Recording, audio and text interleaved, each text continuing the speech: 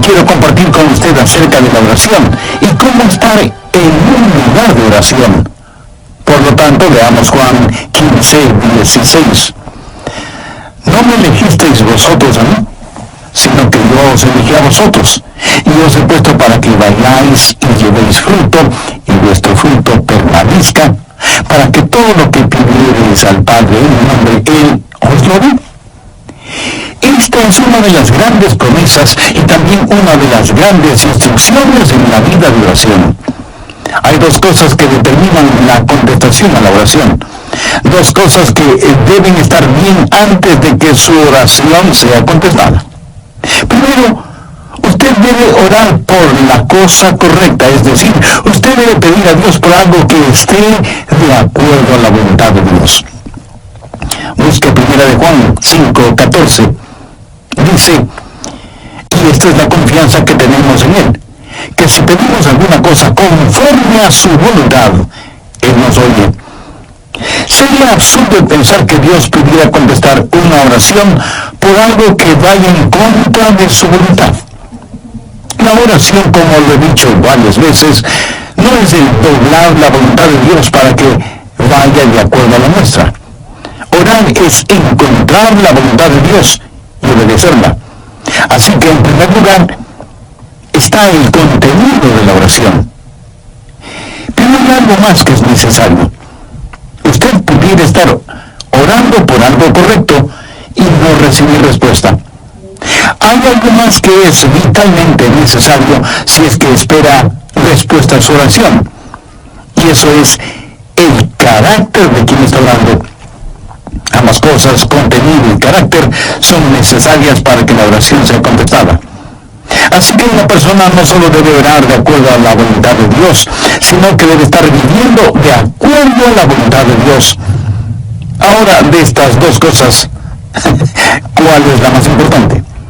¿El contenido de la oración o el carácter del que ora? Lo segundo es más importante que lo primero. ¿Por qué?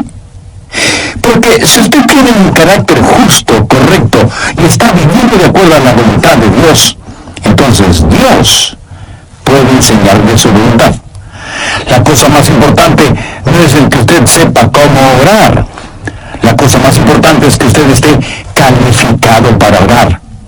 Porque si no lo está, entonces usted tiene que aprender cómo orar. Escuché de un entrenador de básquetbol que, manejando por el campo, vio a un jovencito de casi 2 metros de altura. Se le acercó y le dijo, ¿sabes? ¿Puedo darte una beca para el colegio? Me gustaría que juegues básquetbol en nuestro equipo. El joven le contestó, señor, no tengo ni idea de cómo se juega básquetbol. Y el entrenador le dijo, no te preocupes por eso, nosotros te enseñaremos a jugarlo porque ya tienes la talla física para hacerlo. ¿Saben? Dios nos puede enseñar a orar si espiritualmente somos altos, es decir, si somos lo que debemos ser, entonces Dios puede enseñarnos su voluntad. Su vida de oración no puede ser más grande que su vida personal. La porción bíblica que estoy compartiendo con usted hoy ha sido un gran desafío para mi vida. De hecho, me ha motivado a examinar mi vida y a arrepentirme de algunas cosas. Yo quiero que mi vida sea la clase de vida en la cual Dios se complazca y diga, le voy a enseñar a Dios mi voluntad y voy a contestar sus oraciones. Usted puede orar por las cosas correctas y sin embargo su oración puede no ser contestada. Y usted no sabrá qué es la cosa correcta, aunque ore por ella, si es que no está en la voluntad de Dios, si es que no está viviendo la voluntad de Dios. Cuando Israel ganó la batalla en Jericó, muy cerca de Jericó había un pueblito insignificante llamado Ai. Después de haber conquistado la gran ciudad de Jericó, conquistar ese diminuto pueblito de Ai parecía la cosa más fácil del mundo. Sin embargo, los israelitas fueron derrotados por los habitantes de Ai. Fueron avergonzados y fueron humillados. Y Josué, con su rostro en tierra, oró a Dios y le preguntó por qué había permitido que eso sucediera, como tratando de responsabilizar a Dios por la derrota. Josué, levántate. Israel ha pecado. En otras palabras, Dios le dijo, Josué, la oración no es la cosa más importante en este momento. Lo más importante ahora es que estén bien conmigo. Verá, la oración es una especie de cortina de humo con la cual podamos ocultar nuestro pecado. La Biblia claramente lo dice en el Salmo 66:18. Si en mi corazón hubiese yo mirado la iniquidad, el Señor no me habría escuchado. Es la vida la que dura. Usted puede predicar aún sin estar bien con Dios. Y debo confesar con vergüenza, pena y arrepentimiento que algunas veces me he sido culpable de eso. Usted puede enseñar sin estar bien con Dios. Es más, usted puede testificar sin estar bien con Dios. ¿Sabe por qué? Porque todo esto lo hacemos de persona a persona. Usted no conoce mi corazón, solo me está escuchando. Y está probablemente diciendo, espero que esté en lo correcto, pastor. Creo que usted es un buen hombre. Bueno, espero que usted crea que lo soy, porque dicho sea de paso, creo que lo soy. Usted puede tener un maestro con el don de conocimiento y de expresión, y lo que enseña es bueno. Usted puede testificar, y sin embargo su corazón no estar bien con Dios. Pablo dijo en Filipenses 1:16, los unos anuncian a Cristo por contención, pensando añadir aflicción a las prisiones. Y en el verso 18 hace una profunda declaración. ¿Qué pues? Que no obstante, de todas maneras, o por pretexto o por verdad, Cristo es anunciado. Y en esto me gozo, y me gozaré aún. Usted podría cantar, enseñar, testificar, y aún predicar sin estar bien con Dios. No digo que debería hacerlo, sino que podría hacerlo. Pero definitivamente usted no puede orar sin estar bien con Dios. ¿Sabe por qué? Porque las otras cosas son de persona a persona y nosotros nos podemos engañar mutuamente. Pero la oración es del hombre a Dios. Usted no puede engañar a Dios. Y francamente, esa es la razón por la que muchos no oran. No pueden engañar a Dios. Así que seguimos haciendo todas estas otras cosas, pero cuando se trata de la oración, no queremos orar porque sentimos que Dios nos conoce y nosotros, en verdad, no queremos mirar el rostro de Dios. Cuando usted se desvía espiritualmente, la primera cosa que desaparecerá de su vida será su vida de oración. Cuénteme acerca de su vida de oración y yo le diré qué clase de relación tiene con Dios. Cuando usted apostata, lo primero que dejará no será necesariamente el ganar almas, o el enseñar, o el predicar, o el cantar, o su trabajo en la iglesia, o ser miembro de algún comité, o ser anciano o diácono de su iglesia. No. Lo primero que desaparecerá de su vida será la oración. Porque su vida de oración tiene que estar bien antes de que pueda orar. Nuestra naturaleza carnal no quiere orar. Y hablo de una vida de oración, no el balbucear unas cuantas palabras religiosas. La clase de vida de oración que usted viva será la mejor evidencia de cuán espiritual es. Y lo que es usted en privado delante de Dios, eso es lo que es. Y la razón por la que muchos no oramos es porque no somos demasiado. Y como la oración es una doble avenida, Dios y el hombre y Dios, usted no puede falsificar esta relación por mucho tiempo. A veces, forzadamente, se encuentra en una reunión de oración y dice una oración que ya la tiene memorizada. Y todos tenemos esa clase de oraciones, como para quedar bien cuando nos piden que oremos. Pero de lo que estoy hablando es de una genuina comunión con Dios. La parte más importante de su vida de oración es la condición de su corazón. Anote al margen Santiago 5:16. La oración eficaz del justo puede mucho. Y el Salmo 66, 18, si en mi corazón hubiese yo mirado la iniquidad, el Señor no me habría escuchado. Busque la primera epístola de Juan, capítulo 3, verso 22. Y cualquier cosa que pidiésemos, la recibiremos de Él, porque guardamos sus mandamientos y hacemos las cosas que son agradables delante de Él. Ahora, si usted no guarda sus mandamientos y no hace lo agradable delante de Él, no espere que sus oraciones sean contestadas.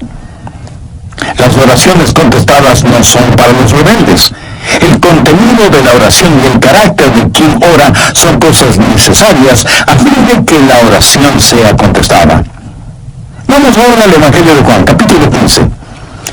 Quiero compartir con usted 3 principios para tener una vida correcta para poder orar. Juan 15, desde el verso 1. Yo soy la vid verdadera, y mi Padre es el labrador. Todo pámpano que en mí no lleva fruto lo quitaré, y todo aquel que lleva fruto lo limpiará, para que lleve más fruto. Ya vosotros estáis limpios por la palabra que os he hablado, permaneced en mí y yo en vosotros. Como el pámpano no puede llevar fruto por sí mismo, si no permanece en la vid, así tampoco vosotros, si no permanecéis en mí. Yo soy la vid, vosotros los pámpanos. El que permanece en mí y yo en él, este lleva mucho fruto, porque separados de mí nada podéis hacer. El que en mí no permanece será echado fuera como pámpano y se secará, y los recogen y los echan en el fuego y arden. Si permanecéis en mí y mis palabras permanecen en vosotros, pedid todo lo que queréis y os será hecho. Primero, no voy a tratar de pasar de listo y le voy a decir las cosas tal como son. Usted tiene que permanecer en Cristo si quiere que sus oraciones sean contestadas. Note lo que dice el verso 7. Si permanecéis en mí y mis palabras permanecen en vosotros, pedid todo lo que queréis y os será hecho. Nosotros debemos ser a Jesucristo lo que el pámpano es a la vid. Así de simple. El pámpano tiene que aceptar el propósito de la vid para su vida y su existencia. Miremos nuevamente lo que dice el verso 4. Permanecer en mí y yo en vosotros. Como el pámpano no puede llevar fruto por sí mismo, si no permanece en la vid, así tampoco vosotros si no permanecéis en mí. Así que, ¿cuál es el propósito del pámpano? Llevar fruto. Ese es el propósito de un pámpano en la vid, llevar fruto. Ahora, si usted no lleva fruto, es un pámpano inservible. Si alguien le regala una canasta con bananas, naranjas, manzanas y algunas ramitas de la vid, usted podrá saborear las frutas. ¿Pero qué va a hacer con las ramas de la vid? ¿Masticarlas? ¿Chuparlas? No lo creo. Los pámpanos de la vid deben llevar fruto. Juan 15, 16. No me elegisteis vosotros a mí, sino que yo os elegí a vosotros, y os he puesto para que vayáis y llevéis fruto. Si usted quiere que sus oraciones sean contestadas, tiene que permanecer en Cristo para que Él pueda utilizar su vida como pámpano que lleva su fruto. ¿Alguna vez le ha pedido a Dios que le sane de alguna enfermedad y Él le curó? Y gracias a Dios por eso. Pero supongo que usted le oró a Dios para que le sane y Él no lo hizo. Bueno, puede haber un número de razones para eso. Una pudiera ser la siguiente. Dios le pregunta, ¿por qué debo darte salud para que sigas sirviendo al diablo? Es decir, ¿por qué la vid debe darle vida al pámpano si el pámpano no produce ningún fruto? Esa clase de pámpano debe ser estirpado. ¿Por qué Dios debe bendecirle? ¿Cuál es el propósito de la oración? El propósito de la oración es que Dios sea glorificado cuando usted produzca mucho fruto. Juan 15:8 dice, en esto es glorificado mi Padre, en que llevéis mucho fruto y seáis así mis discípulos. Amigo, permítame Déjame preguntarle en una forma muy personal, ¿es su vida una vida que glorifica a Dios? Y si es que su vida no glorifica a Dios, ¿por qué debería Dios contestar sus oraciones? Recuerde que usted dará fruto solo cuando permanezca en Cristo. No necesitamos más pámpanos. Lo que necesitamos son pámpanos saludables que, permaneciendo en la vid, den mucho fruto. El pámpano no produce el fruto. Lo único que hace es llevar el fruto. El fruto no es la responsabilidad del pámpano, es la responsabilidad de la vid. La responsabilidad del pámpano es permanecer en la vid. ¿Le parecería correcto el pedir a Dios que le bendiga financieramente cuando no tiene ninguna intención de dar para la obra de Dios por medio de su iglesia o de organizaciones misioneras? ¿Le parecería lógico el orar que Dios le dé buena salud cuando su cuerpo lo ha dedicado para sus propios placeres y no para que sea la morada del Espíritu Santo? ¿Cree usted que sería correcto el orar por sus familiares, vecinos y amigos perdidos cuando usted no quiere ser el instrumento de Dios para ese propósito y está esperando que Dios envíe a otra persona para que haga ese trabajo? ¿Cree que es correcto orar por alguien que necesita ayuda, que necesita una mano compasiva de misericordia, y a lo único que se compromete usted es a orar, pero no a ayudar en forma práctica? Déjeme decir todo esto de otra forma. Estaría bien que el pámpano le orara a la vid y le dijera: veo que vas a producir muchos racimos de jugosas uvas, y no estuviera dispuesto a llevar algunos de esos racimos. Si no permanecemos en la vid, si como pámpanos no estamos dispuestos y listos para cumplir el propósito de la vid, ¿por qué Dios debería derramar sus bendiciones sobre nosotros? Veamos nuevamente el verso 7. Si permanecéis en mí y mis palabras permanecen en vosotros, pedid todo lo que queréis y os será hecho. Si usted todavía no es un pámpano en la vid, le invito a orar de la siguiente manera: Señor Jesús, yo deseo ser uno de tus pámpanos. Deseo tu vida fluyendo a través de la mía. Pero antes necesito que perdones mis pecados, me limpies, me sanes y me salves. Agradezco tu sacrificio por mí en la cruz del Calvario y pido tu ayuda para llevar el fruto que tú quieres que lleve. Hazme la clase de persona que tú quieres que sea. Y ven este mismo momento a mi corazón, ven con Dios. No digo que debería hacerlo, sino que podría hacerlo, pero definitivamente usted no puede orar sin estar bien con Dios. ¿Y sabe por qué? Porque las otras cosas son de persona a persona, y nosotros nos podemos engañar mutuamente. Pero la oración es del hombre a Dios, y usted no puede engañar a Dios. Y francamente, esa es la razón por la que muchos no oran. No se puede engañar a Dios. Así que seguimos haciendo todas esas otras cosas, pero cuando se trata de la oración, no queremos orar porque sentimos que Dios nos conoce y nosotros de verdad no queremos mirar en el rostro de Dios. Cuando usted se desvía espiritualmente, la primera cosa que desaparecerá de su vida será su vida de oración. Cuénteme acerca de su vida de oración y yo le diré qué clase de relación tiene usted con Dios.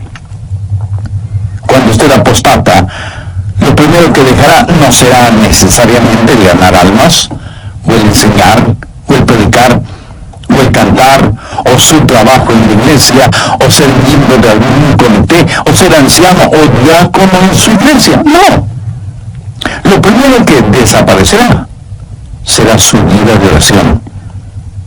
Porque su vida de oración tiene que estar bien antes de que pueda orar. Nuestra naturaleza carnal no quiere orar. Y hablo de una vida de oración, no de balbucear unas cuantas palabras religiosas.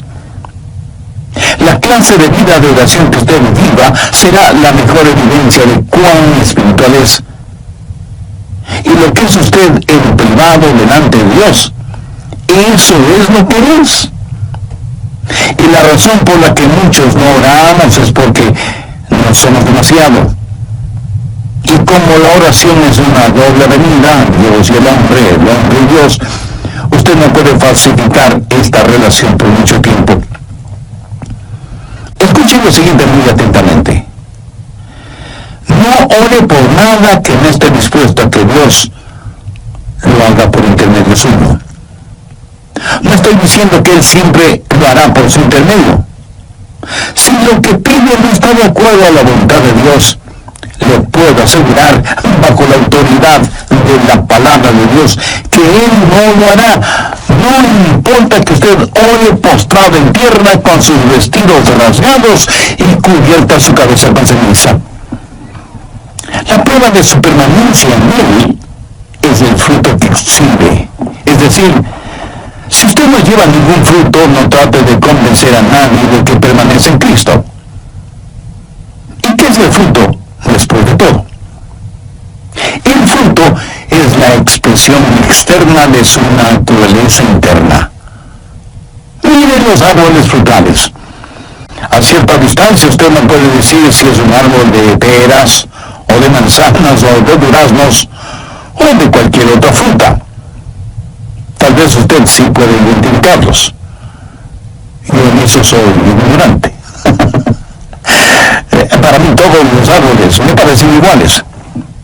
Pero los puedo identificar de inmediato cuando veo su fruto. Por su fruto, usted reconoce el árbol. En Mateo 7:16 leemos, por sus frutos los conoceréis. La naturaleza interna de un genuino creyente que permanece en Cristo es Cristo.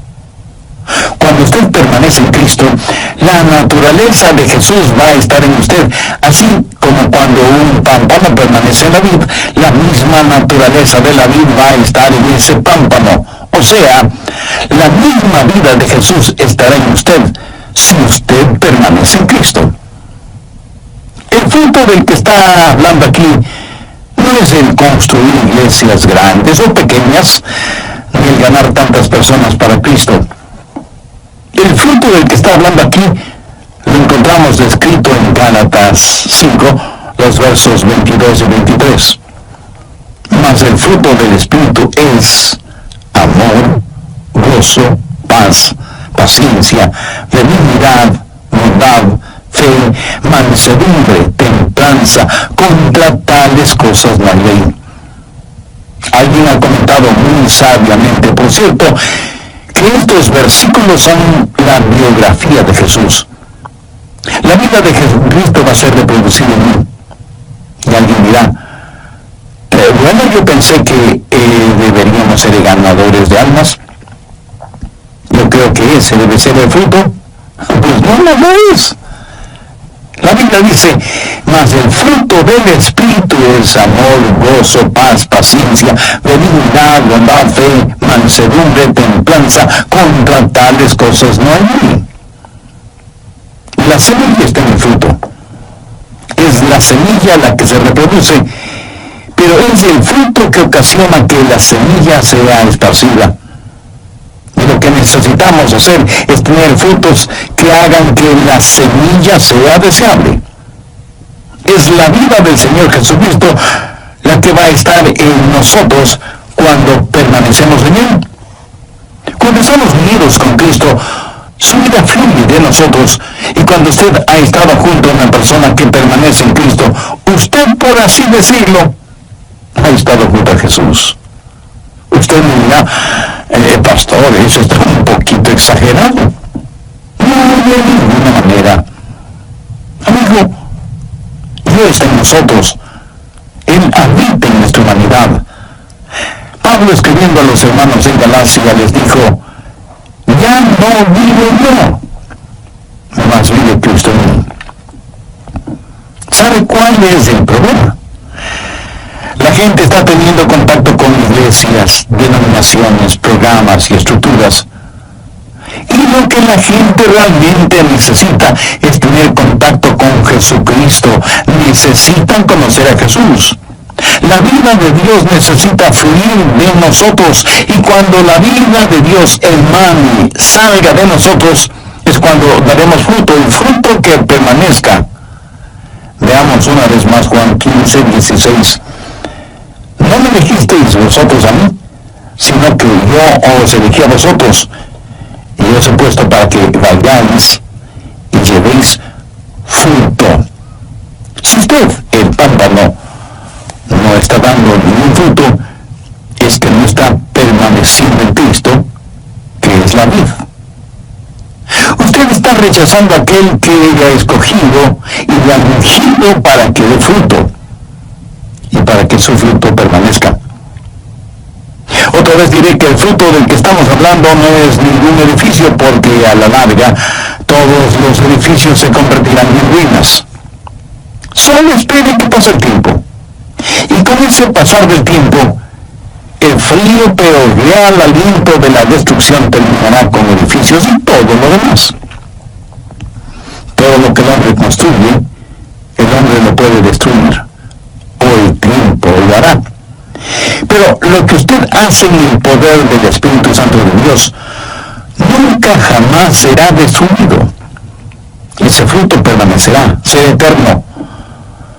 Todo lo demás será como madera, heno y hojarasca frente al tribunal de Cristo. Por los países del mundo viajan algunos evangelistas que han memorizado algunos cuantos mensajes evangelísticos. Y yo no estoy en contra de eso. Pero ellos dicen: hemos tenido tremendas reuniones, 500 personas hicieron decisiones de fe.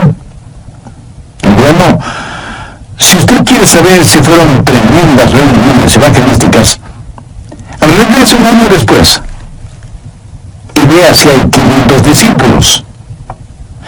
Dios no nos mandó primordialmente a que tratemos de que la gente haga decisiones. Dios nos mandó a hacer discípulos. Los frutos sensacionalistas son como el Alka-Seltzer, burbujean gas sonrido hasta que se les termine el gas.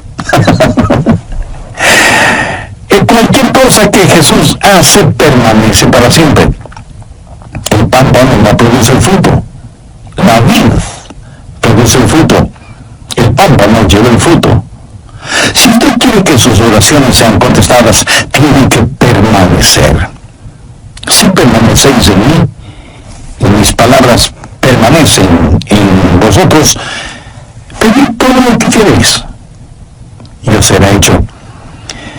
Cuando usted comienza a dejar que la vida de Jesucristo fluya a través suyo, cuando está disponible para los propósitos de Cristo, cuando se rinda por completo a Jesús como el pámpano a la vid, entonces, mi querido amigo, tendrá la clase de vida que necesita para orar y que sus oraciones sean contestadas. Pero note que da otra calificación en el verso 7 y también tiene que ver con el carácter de la persona que está orando. Si permanecéis en mí y mis palabras permanecen en vosotros, pedid todo lo que queréis y os será hecho. Hay una vida en comunión con el Señor, y eso es permanecer en Él. Y hay una vida controlada por el Señor, y esa es su palabra que permanece en nosotros. Y estas dos cosas construyen un carácter, y ese carácter será evidente.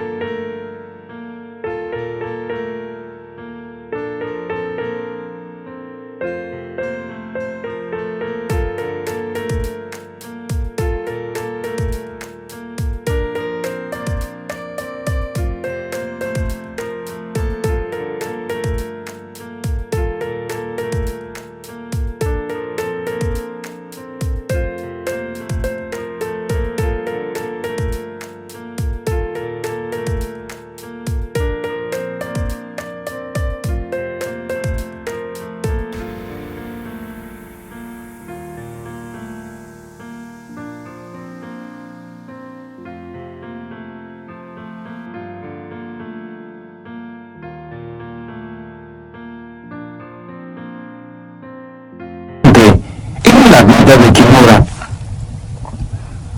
¿Qué significa que su palabra permanezca en nosotros?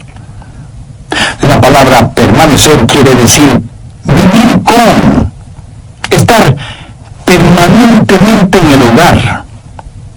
Cuando la palabra de Dios llega, no lo hace como huésped por una noche, sino que viene a tomar residencia en nosotros.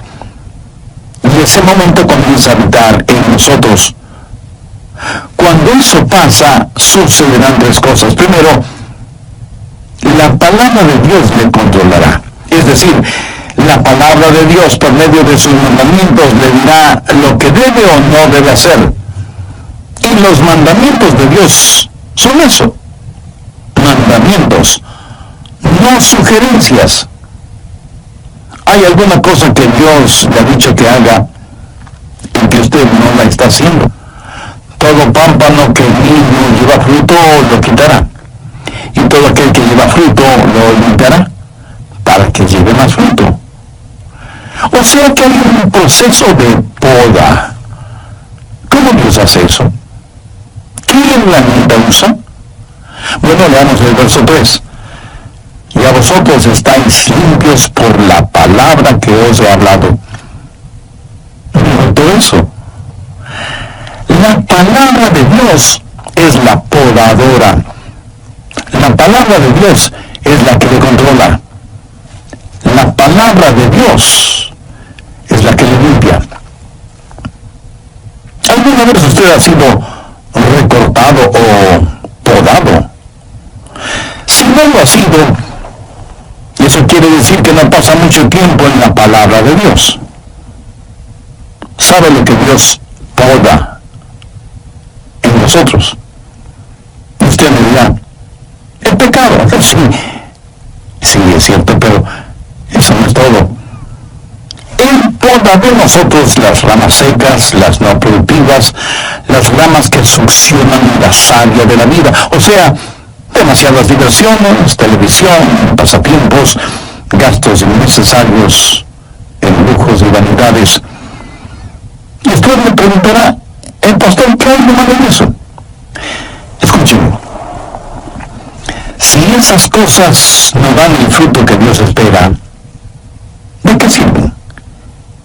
Quiero decir,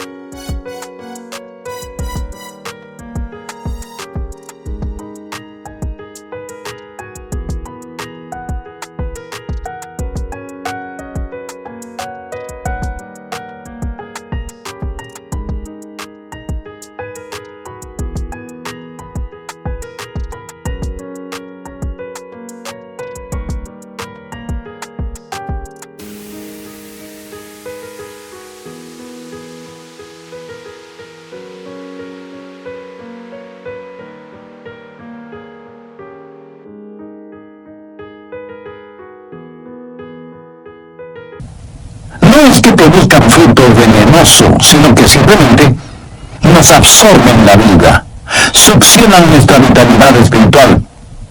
Y uno de estos días vamos a estar frente al tribunal de Cristo y entonces diremos, ¿por qué no dejé que mi vida sirviera más para Cristo?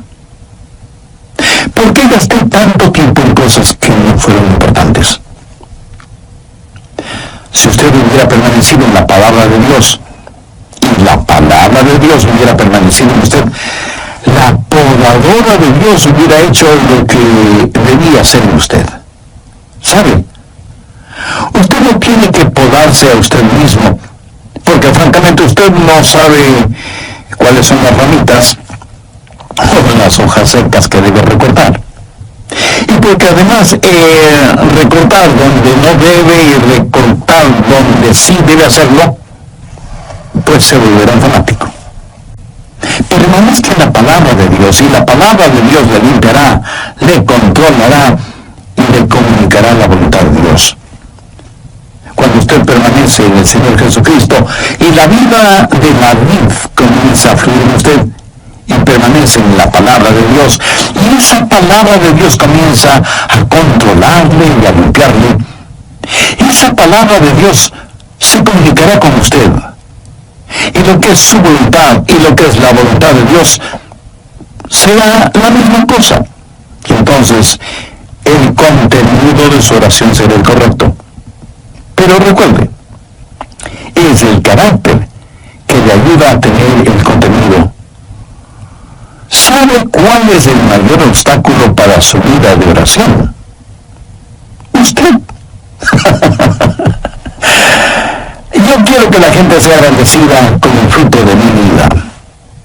Y yo creo que usted desea lo mismo.